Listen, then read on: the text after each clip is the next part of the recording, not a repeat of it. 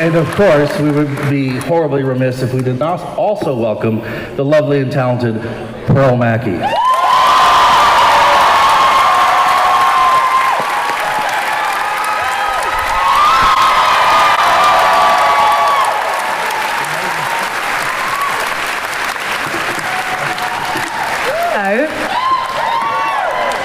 So we have microphone people. Say hello. Alan is here, and I believe there's someone else with microphones as well, right over there. Hello. So if you have a question, please line up. We'll jump into questions in a second.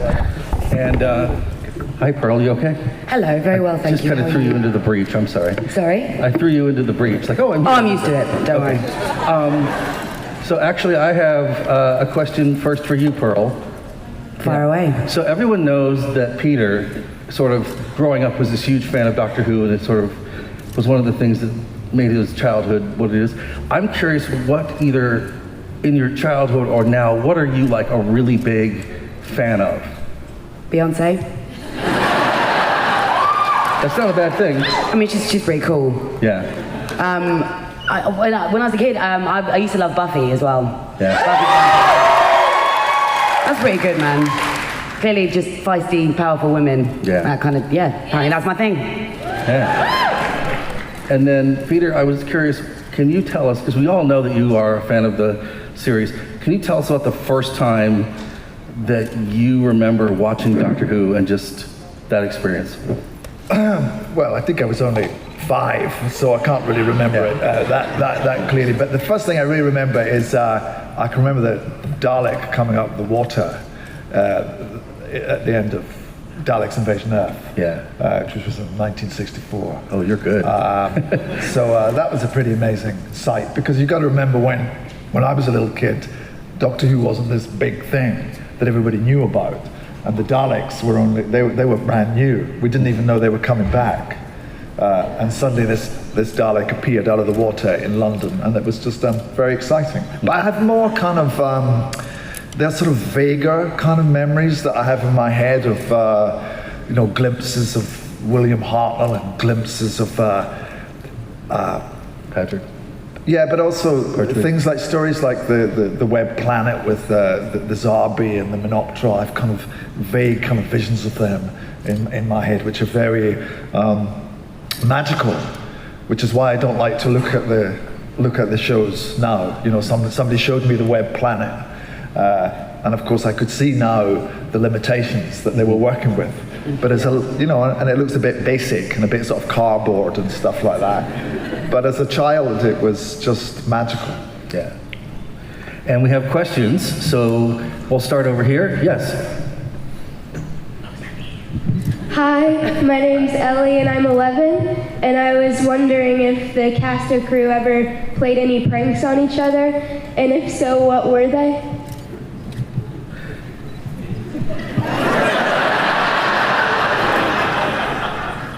Okay, did you have any pranks played on you? I don't think we did. We didn't have much time for pranks. Did you play any tricks on Matt? Lucas? Matt was his kind of, he could play jokes on himself. Yeah. Which he did often. No, I don't. Yeah, there wasn't much sort of sitting around time to kind of come up with things that would be funny. Yeah. Or just even, ideas that weren't just sitting there learning your lines, which is what we did most of the time when we were off, which was rare. So yeah, no, not many pranks, I'm afraid. I did have one where when Jenna Coleman, who played Clara, was thinking about leaving before you arrived, and there was another. This was long before. This was like a year before. And there was talk of another actress, who I won't name, who was going to take over the role of the companion. And I turned around while we were filming, and Jenna was wearing a mask of that other actress. That's a good one. Yeah. While we were actually filming. Good morning. Good morning. Good morning. It's Bill. Hey. How you doing? Hello. Looking good, girl. You guys are my favorite doctor companion duo ever. I love you. Thank you. My question is for Pearl. For those of us that try to make your jacket, it looks like there are a lot of clues to the season if you really look for them. I was wondering how much foreknowledge you were given of your arc for the year. None.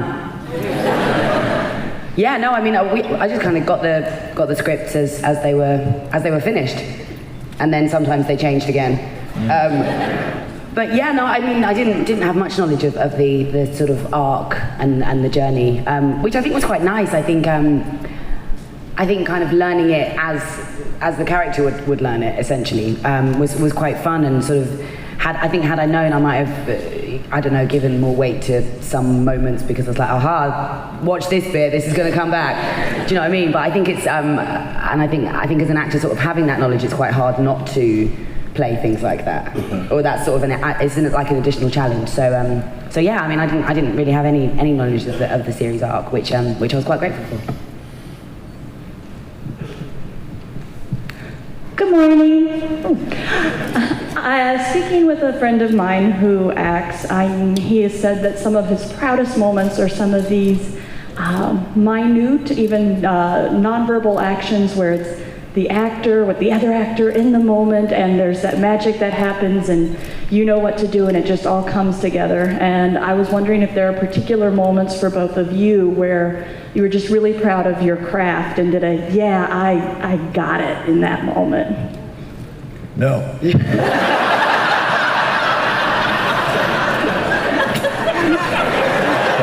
Sure. No, never. No, I think no. I think you told me something interesting about when you directed, and like often the take that the actor thinks, yeah, smashed it, absolutely nailed that was brilliant, is often the take that they didn't. Yeah. And actually they got it like 2 takes before. Yeah. And I think the sort of separation between that is something that. I think actors are not necessarily the best judge of when it works. And I think the trick is just to keep trying. And I think to decide that I really figured that one out, or I really got that to work, or that really was happening for me, that's not for you to say. It's for the audience to say, or for the people who are putting the program together. I think what your job as an actor is to do your very best to provide as much rich material in telling the story that you can manage. But I think the idea of mastering moments is a little bit deceptive. I think, though, that Heaven Sent, your performance in Heaven Sent, is perhaps one of the greatest things, like 50 minutes of television I've ever seen, because it's almost like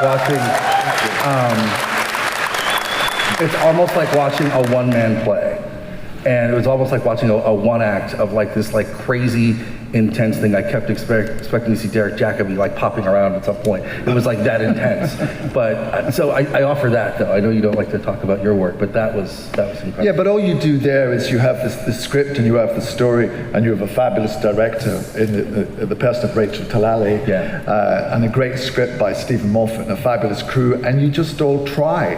And you just, and it would interest you probably if you saw us doing it, because we would often try different versions. Yeah. So I would say, let me try doing this a little more lightly, or let me try doing this a little more ironically, or let me do this a little more angrily, and we would decide afterwards which version would work. Yeah. So to decide that you have control over the best way the story is told is closing down a lot of facets that you can explore, is my theory, anyway. And we have another question. Good morning. Good morning. If the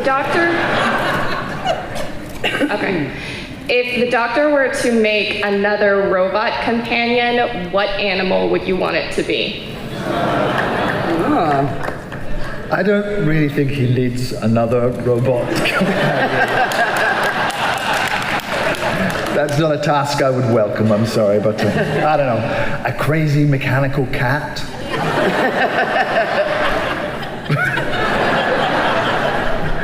Off button.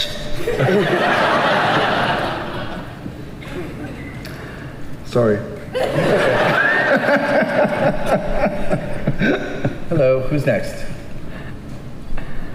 Welcome to Georgia, guys. Thank you for being at Dragoncon. Okay. Thank you for having us. So I had the opportunity to pose this question to Matt and Karen right when Peter, your run was about to start, and so Matt and Karen who?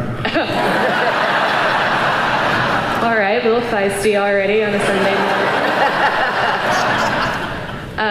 But I would like to ask this question. So, Pearl, what do you think, or what do you hope that the Doctor learned from his time with Bill?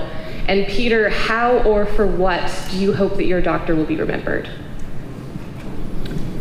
Ooh. Very good. Some murmurs from the crowd.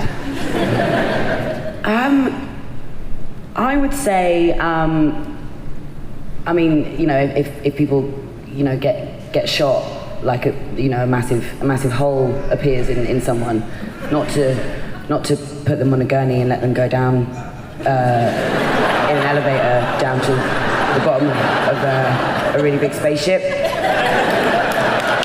I would say that was probably the biggest lesson. But yeah, I mean, practically, that's probably the thing I hope that he's learned from. She has learned from Bill. I don't know. I mean, I guess I don't know.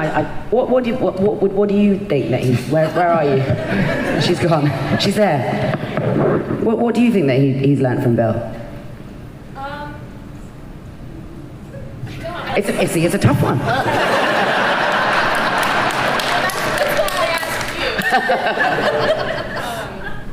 I mean, I guess I would just say,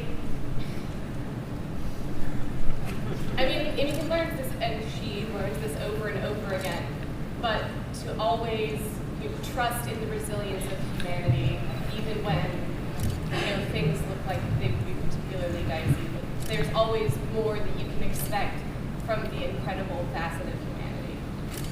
And that is a very good answer.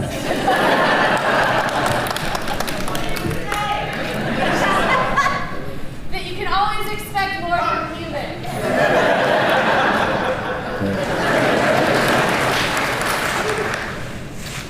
Peter?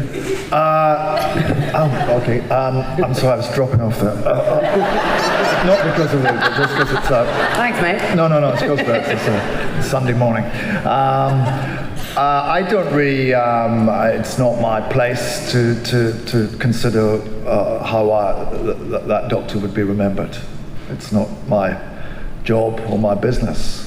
I just played him, and... but I think if there was anything that I would like people to think about him was that he was not of this world. I know it's a little early to think about this, but at some point when you were leaving, and you knew you were leaving, did you think about coming back for the 60th? Me? Yeah. Did you think about, like, at all when you were getting ready to leave about what circumstances you would come back, if at all, like for a cameo or flashback or anything? No. Okay. No, I was mainly planning a holiday. Yeah. Hello, who's next? That didn't land, did it? Yeah. No, I mean, that's a great... Tough crowd. Sunday morning. Sunday morning crowd. Hello. Let's get some irony going. Because you're full of it. I know you are full of it. I said to someone, someone did something nice for me this morning. I said, bless your heart.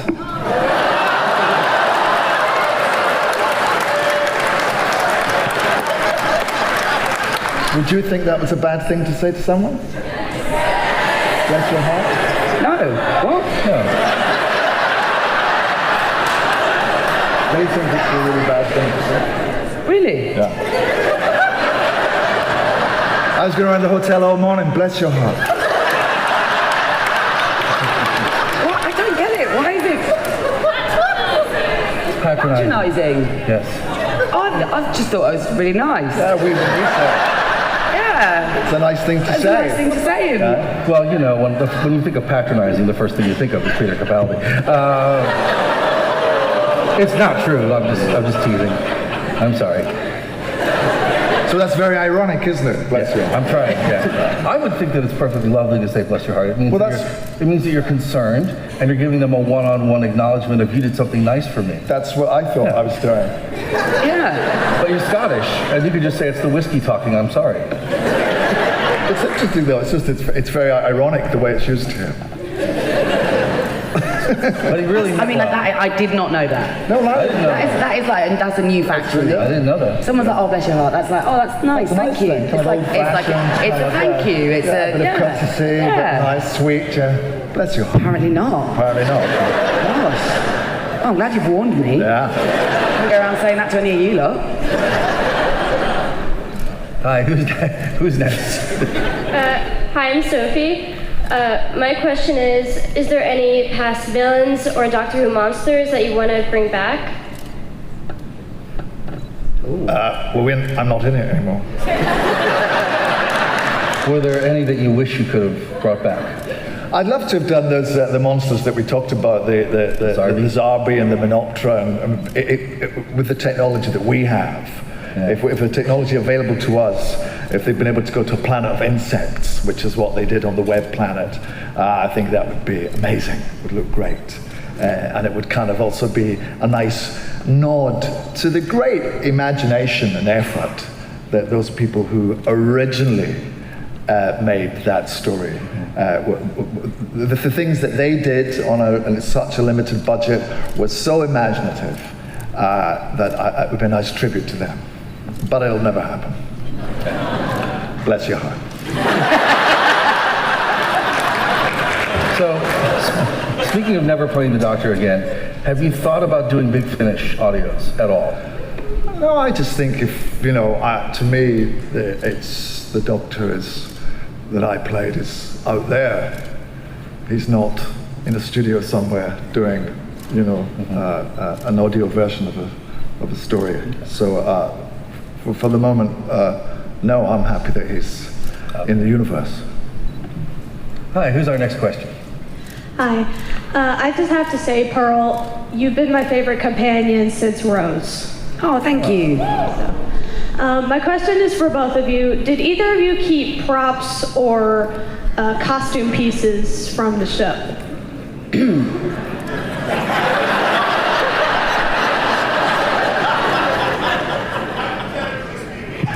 Hypothetically speaking, if I was to have been on Doctor Who and have left, then I mean potentially I might have, taken a few mementos, if you will, keepsakes. well, you had I do have a key to the TARDIS. I did take that. It's not the only one. It's not the only one. There's other people, they'll still be able to get into it. No, I did. Some of the art department were like, "Oh, do you want some like bits? And I can just make you up a little like package." And like John ran away and came back with like loads of bits from each episode. So I've got like one of the badges from Smile, and like just like loads of little bits and bobs. And I was like, I don't even remember when we used all of these things, but okay, I'll take them. So they're with me. They're in my house. It's quite fun to get them out sometimes, but that's a different story. Peter? No, I didn't. No. I just took back the clothes of mine that he'd borrowed.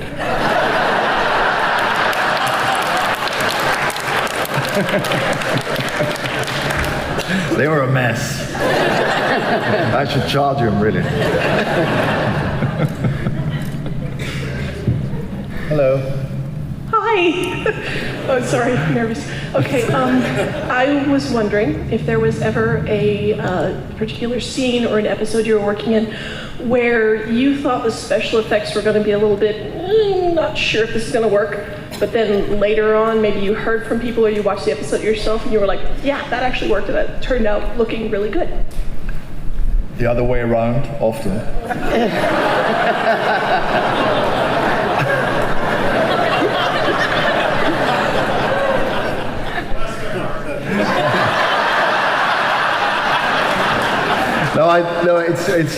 Actually, they would do amazing things. You had to get used to the fact that what you saw in front of you wasn't what would be there on the screen. But I remember we did, there's a story called Into the Dalek, when we're miniaturized and sent inside the Dalek, and we get right to the center of it, where it has mysteriously a battery.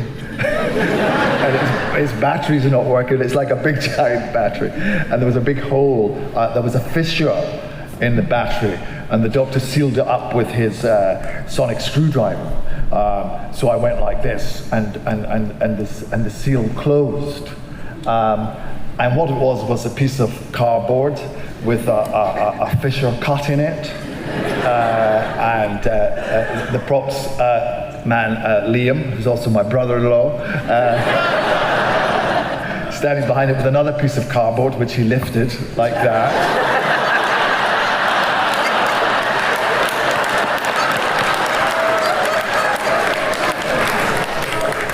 And there was a light coming through, and I thought, oh, God, this.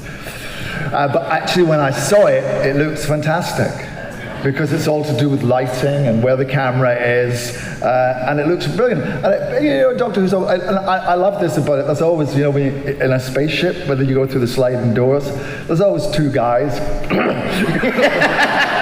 You can hear them grunting as they pull the sliding door open or close it. And often you can hear a, "Oh, sorry, mate," when they've not done it at the right time. Well, that's always fun. So it's great. They think Doctor Who doesn't have as much money as you think it has. So often it's a bit basic. But they do wonders, and it looks great. It always looks great. But sometimes it really makes me admire the previous Doctors even more, the ones who worked through the classic period, because they had no money at all. And those actors had to come in and act like it was the most cosmic thing they'd ever seen. A bit of rubber and an old balloon and a bit of tatty knit or whatever. And there's not one moment in any of them when they don't give utter commitment to that idea. And I'd like to see Daniel Day-Lewis try that.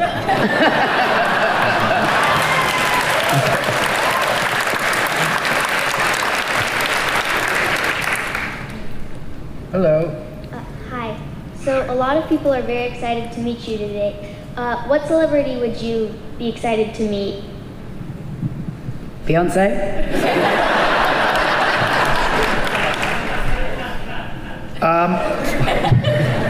There's a few more, but she's probably top of the list. We've got to try and fix that up. Have you met her? Well, no. No?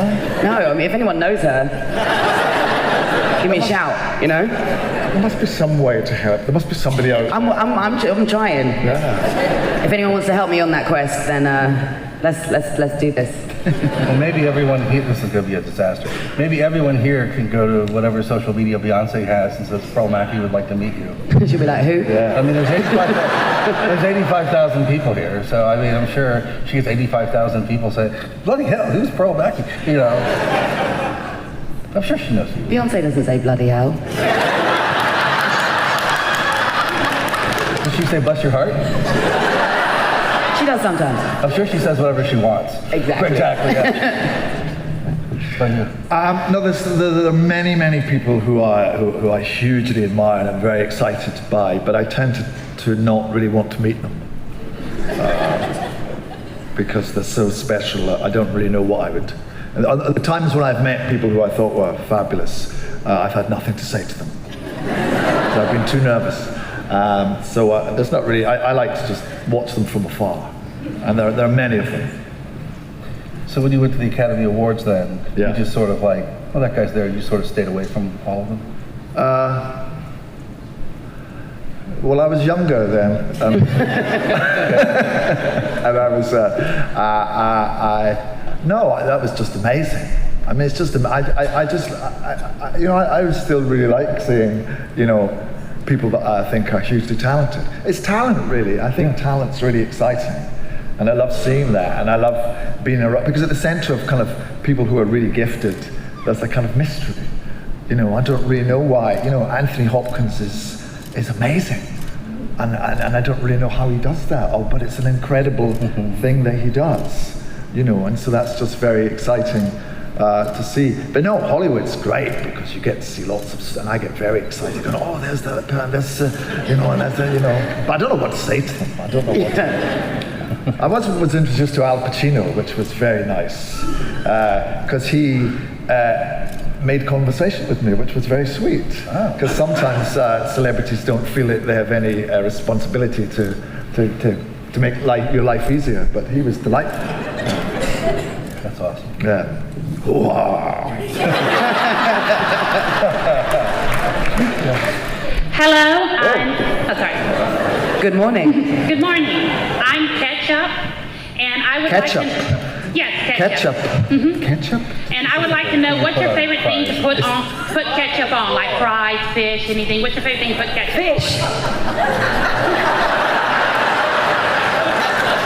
It's like a tomato based. How was that the next thing that you went to? Fries and then fish? Ketchup on fish. Explain that to me.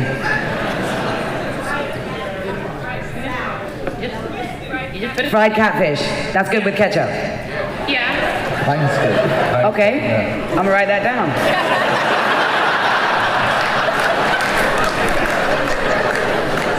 Fried catfish with ketchup. Thanks.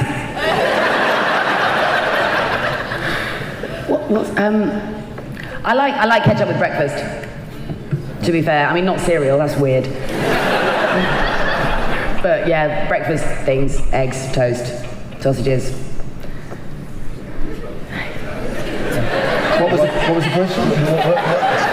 What do you like to put ketchup on? What do I like to put ketchup on? I love ketchup. Yeah. I would put fish and chips. I have ketchup on fish. Do you? Oh yeah, I guess yeah. I mean, I was thinking like salmon. It's like that would be weird. Well, I'll have ketchup on anything. Hello. Hello. No more sauce questions. Less sauce. Hey, so I'm Matthew. I'm also Blue, and I got a question for you. So, what was your favorite scene to film in Doctor Who and your legacy? Your favorite scene My favorite scene that you filmed? that I filmed. Each of you. I don't know. I think they're all amazing, really. So, I think they're. It's nice to blow up monsters. I like to do scenes where I think I like to just. There are so many moments that I enjoyed that it's hard to pick one, so I can't really do that. But I can say there are some. I'm just reminded because we've been talking about Into the Dalek and. What a gas it is to go to work and pretend you're on a spaceship that's being boarded by Daleks. Can you imagine going to work and that's your job? And then you blow them up. That's great. Hello. Who's next? So on the flip side of that, is there any particular scene or acting challenge that you faced on the show, and what was it? Many. Yeah, there was many acting challenges. I think probably the thing I love most about acting is that it is a challenge. I think if it was easy, then it would be dull. I think sort of going back to that thing of feeling like you've got it. I think if I ever was like, oh yeah, cool, got that, I know how to do that now, then I'd stop doing it. I think one of the reasons I love it is that you can keep learning, and you can keep if you do sort of look at it in an open-minded way, as you were saying, and offer up different suggestions and different interpretations of the scene, then that keeps it interesting, and that can kind of open up different avenues in your mind. Like once when you've got a good director or that offers you up a new suggestion, it can kind of, you know, make you think about it in a totally different way, and then that can give you like 7 other little options that sort of pop up. So in that way, it is always challenging, and I would not ever like it not to be. Good answer. Thanks. Don't know where that came from. I think the challenge is remembering the lines, learning the lines, because there are so many of them in Doctor Who, and I just never. There isn't enough time. There's just not enough time to learn them all. So I'd always pedal as fast as I could, and I was never in a position where I was on top of it. Which, as we discussed earlier, was, you know, that's fine. But it makes you a little anxious. But I was always, when the weekend I would go out, you know, for breakfast, and I'd just have bits of script in my pocket, and have it written all over the place, because you just couldn't stop learning the lines. But and even if you know, by the time we reached Friday afternoon, I just had to say to everyone, I can't remember these lines. You're just going to have to, you put up with whatever comes out of my mouth. Let's hope for the best. So that's the challenge, really. And that's not being light about it, because I think learning the lines is the cornerstone of acting. It sounds as if it's just like a piece of homework, but it's not. It's where the story lies, and what you do between those lines, and how they connect to the other actors' lines. And if you don't know them, then you can be adrift. And if you do know them, you're free.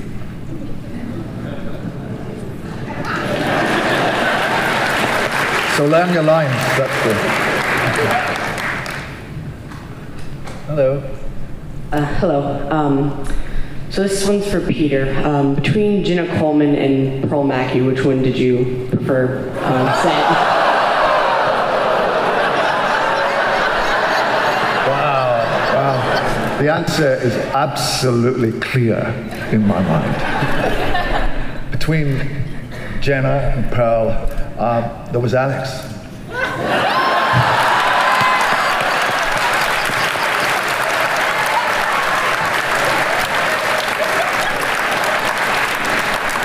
She's my wife, you know, so.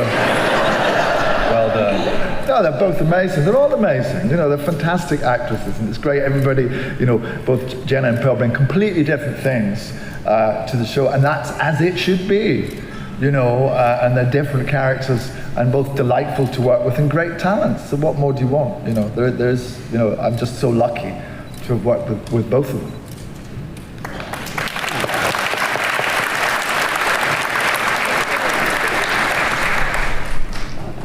Good morning. I loved you both in this last season. If you could pick any world or time period to go to, where would you go? Both. I'd go to now but better.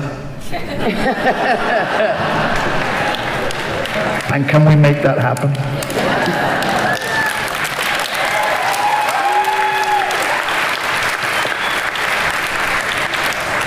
I don't think I can top that. I think that's an excellent answer. Maybe I'd like to go to Shakespeare's Globe and see a play sort of originally as it was, with, like, you know, all the smells of the Elizabethan period and 5 hours of people drinking mead or whatever they did. And yeah, but just sort of see it in its own kind of, in all its glory, and sort of what it was actually meant to be, rather than, I mean, not that Shakespeare isn't amazing now, I'm digging myself a hole here, aren't I? I love Shakespeare, just like to say that very loudly. But yeah, I think it'd be really cool to sort of see it as it was originally performed.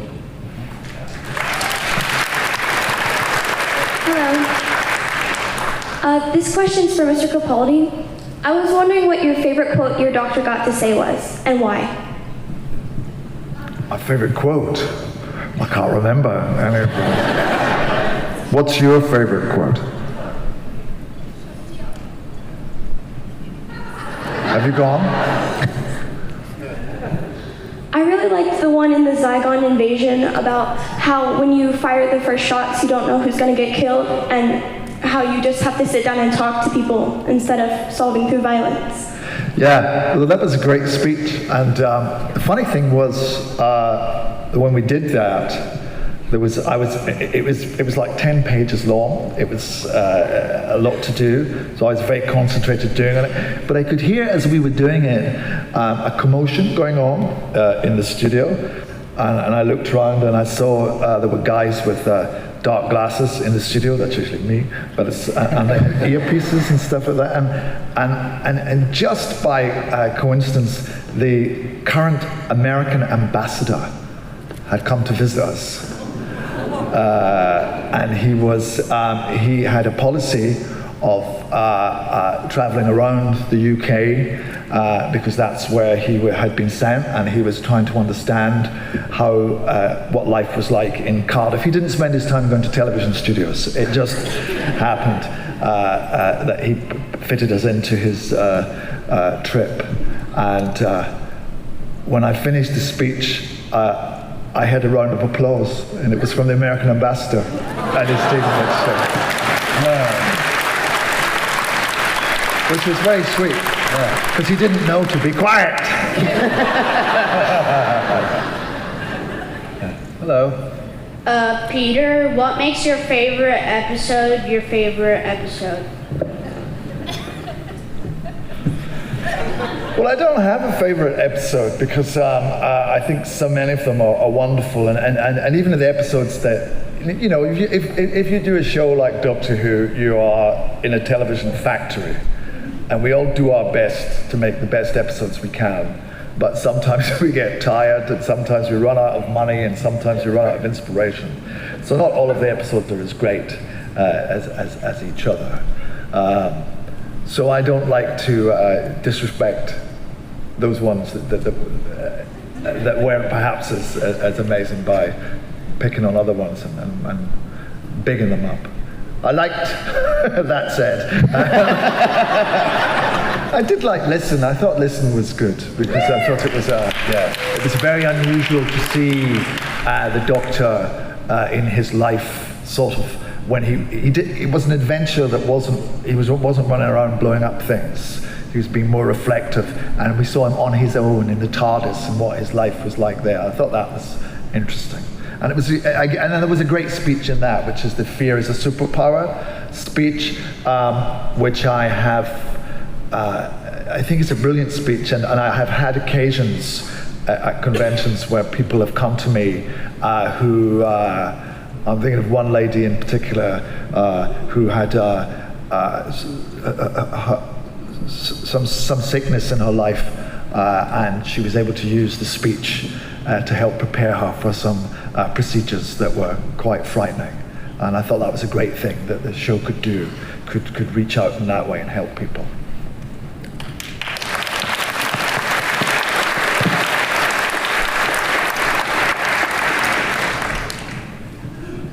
Hello, Peter and Pearl.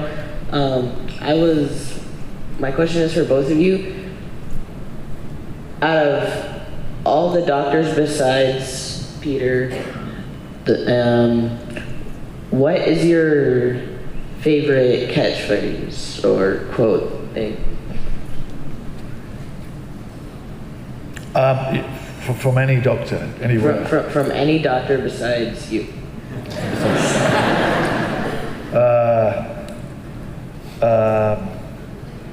Reverse the polarity.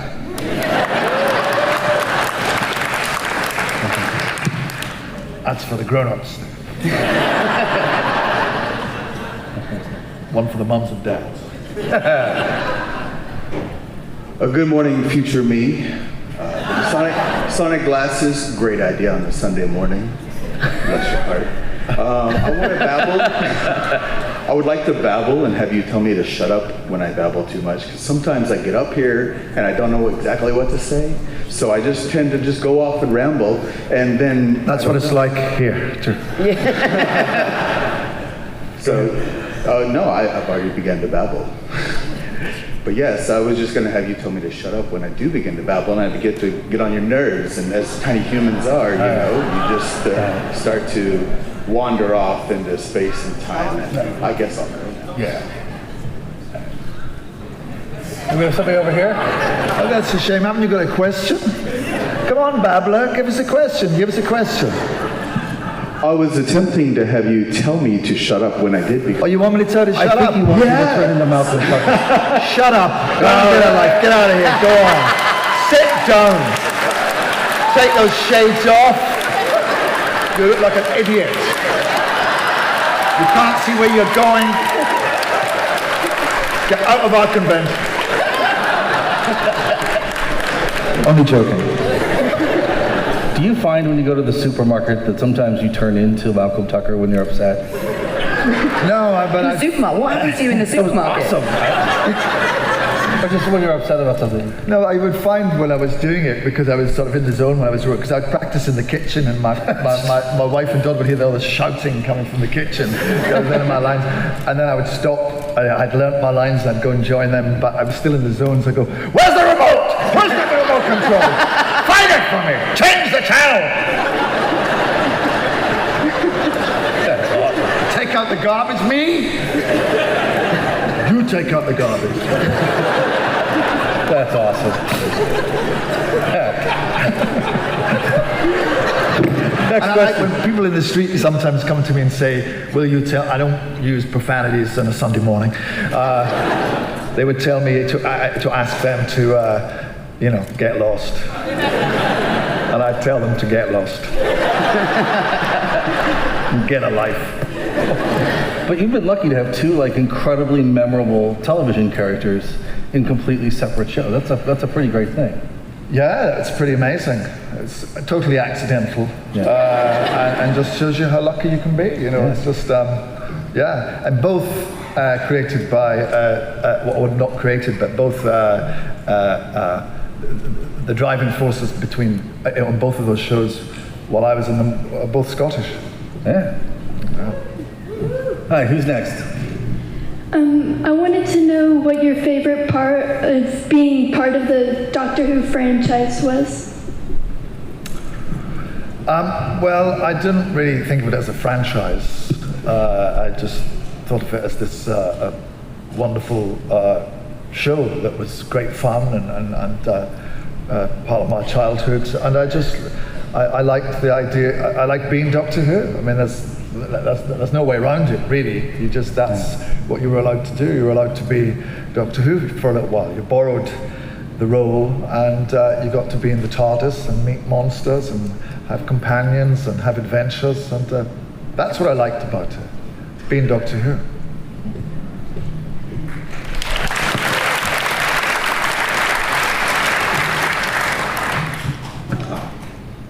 This question's for both Peter and... Oh, wait. Good morning. Good morning. Good morning.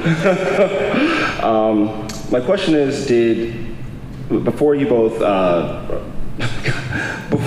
took over your roles as the Doctor and Companion, did you at any time reach out to the past Doctors and Companions to help you have an idea of what you wanted to portray your characters? Or was it all just of your own inspiration? Well, I think, I didn't used to watch Doctor Who that much before I was on the show. It came back when I was 16, and just would like to spend most of my time hanging out in parks trying to look cool. Don't know if I achieved it. But when I got the job, I said to Stephen and Brian, I was like, shall I watch everything? Let me watch everything. I'm really excited to sort of see, what's kind of gone before. I mean, I'd obviously seen episodes and that kind of thing, but I hadn't studied it, if you will. And they were like, no, I think, a good thing, what you're bringing to it is quite fresh, and that's a great quality that Bill is meant to have. Do you know what I mean? She's meant to be kind of experiencing it all for the first time, so it's nice that you are able to do that at the same time. But I also think watching someone as amazing as all the previous companions and doctors are, amazing actors and actresses, watching someone do what is essentially the same role, but in a totally sort of different form, and do it really well, as an actor, there's, even subconsciously, even if you try and do it differently, you're trying to do it differently. It's a response to something that you've seen, which, you know, or like you see them doing something really well and you go, oh, I'm having that. That's great, I'm going to keep that little one. So, you know, I think sort of in wanting to do it, wanting to sort of be true to the character and sort of be as original and kind of fresh as it was meant to be, as Bill was meant to be, I kind of was like deliberately didn't watch any of it before, so I could kind of stay away from responding to what had gone before or stealing any of their good acting skills.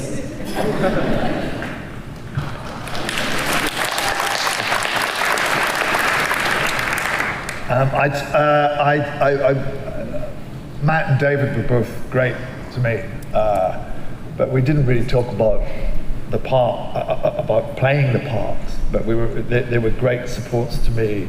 I was always able to talk to them about the difficulties of the production, because there are very few people who have been in that position, and they have. So they were both very, very kind and helpful and supportive, and I was often able to bend their ear about what we were going through. But no, we didn't discuss being the Doctor.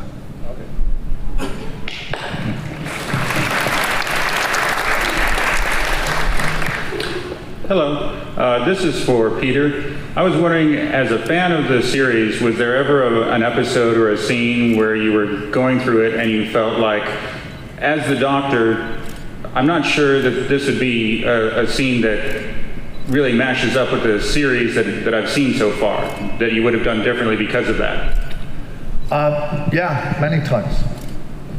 Because that's the show that I grew up with is not the show that we have now.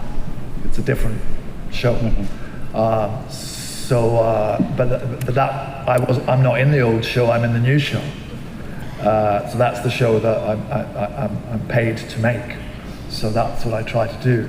But I always felt that because I loved the show when I was a kid, I always felt that when we were cornered, and by cornered I mean when we were running out of time and we wanted to do a scene and we're not going to give it the attention we think it deserves because we don't have the time or because it's raining or it's too dark, I always felt I could somehow be in touch with the old show. And that I could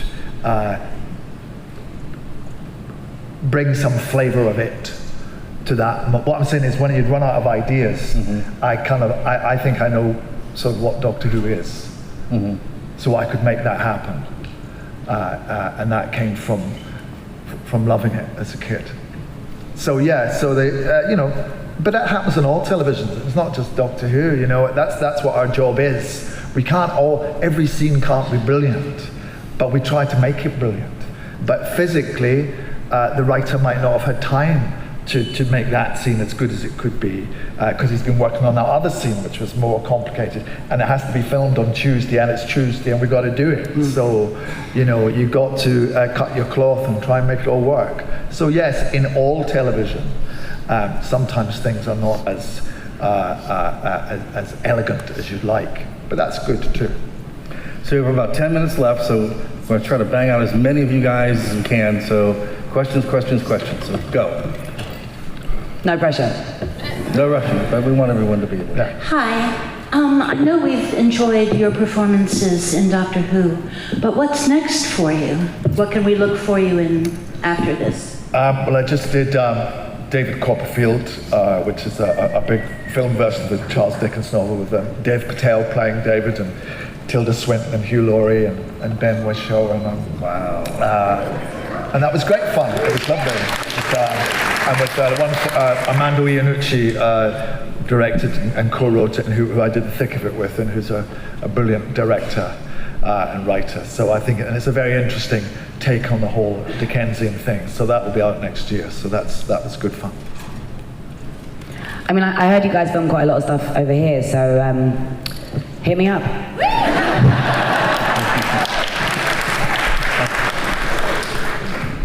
Good morning. I was wondering, could you please tell the story about the young fan you met after you knew you had the role but couldn't disclose it? Yeah, it's because I'll do it briefly because we're out of time. I was filming the Musketeers, so I played Cardinal Richelieu.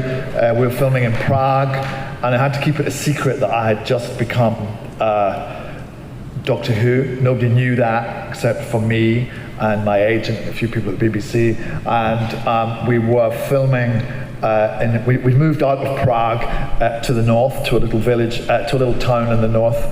And there was a young lad there who was an extra in a scene, and he said to me, in broken English, I love you as Doctor Who. And I thought, this is... you love me as Doctor Who? He said, yeah, I think you're great as Doctor Who. Oh, okay. And how do you, what do you mean? And what he meant was that he had seen me in the fires of Pompeii. And he meant to say, I love you in Doctor Who. And I said, you're because it was unusual for me to find a fan of Doctor Who. And he said, yes, I'm a Whovian. And I said, well, you need to have your photograph taken with me.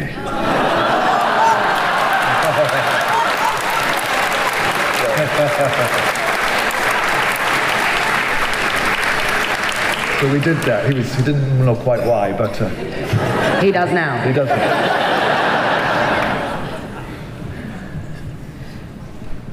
Okay, so I wondered about this.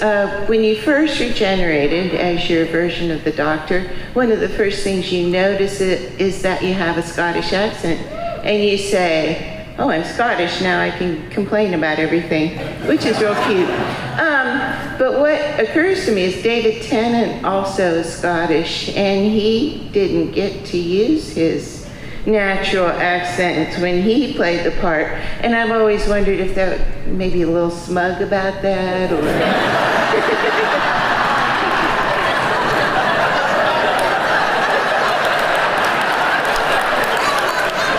smug? No, I'm just lazy. I said I just smug, lazy. Can I just do it in my own accent and be easy? No, I just thought it's important for me. I think that there were other issues that were which you should ask David about, but it wasn't just as straightforward as it appears. But with me, I just said that the Doctor should be brought as close to me as possible.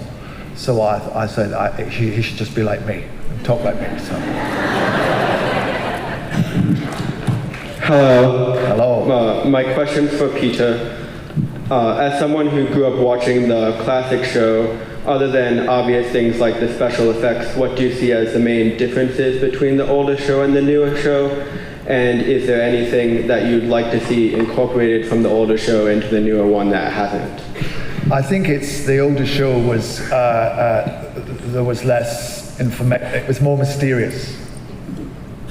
Because the longer it goes on, the more backstory is discovered and told about. You know, I remember the old show, you know, the word Time Lord didn't appear until the end of Patrick Troughton's time as the Doctor. That was like, what, 6 years the show had been running, and that was the first time we learned. We didn't know what he was. He was mysterious and strange, and Gallifrey didn't appear until, 3 years later.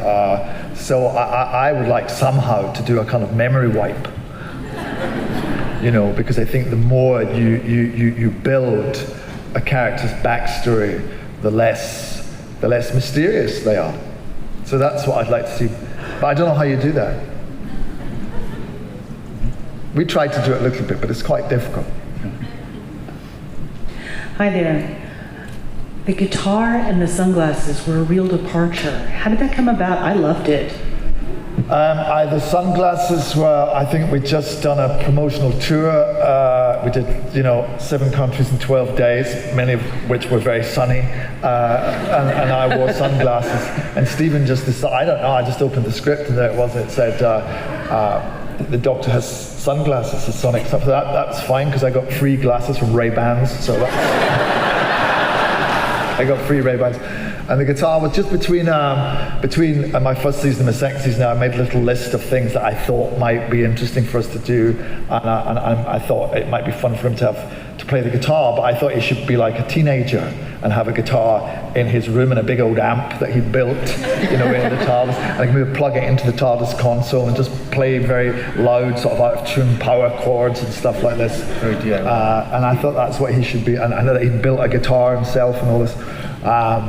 But Stephen turned it into this. That was just something that he did, and I was shocked to find him arriving on a tank. In fact, I had Stephen and I had a disagreement about that because I said I didn't think that was a good. I thought it was like a share video,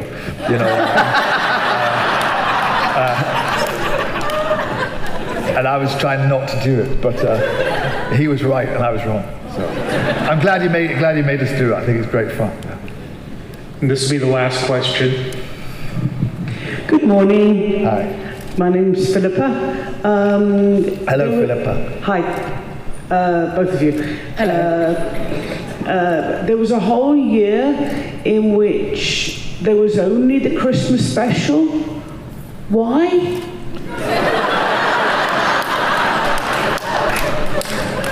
I think it was because, Stephen's an incredible talent, and he was also doing Sherlock at the same time. So you have one man who is doing the BBC's two biggest shows, and he only has, he's incredible, Stephen, but he's a human being, and there's only so much of him to go around.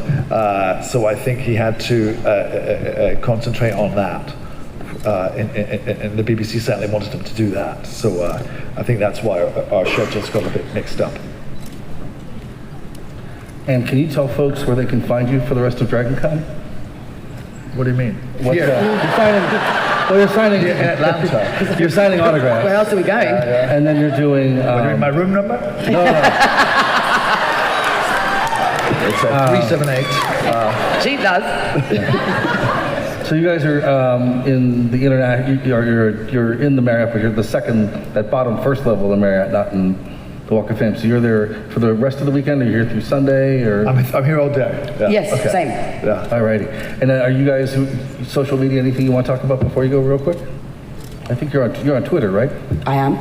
So find Pearl Mackie on Twitter. Thanks. So please give a big Dragoncon thank you to Peter Capaldi and Pearl Mackie.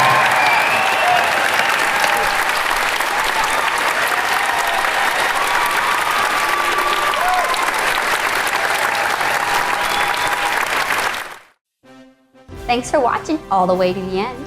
You can subscribe here to subscribe to the channel. There's more videos off to the left. Mr. J says, don't forget to ring that bell button for more notifications.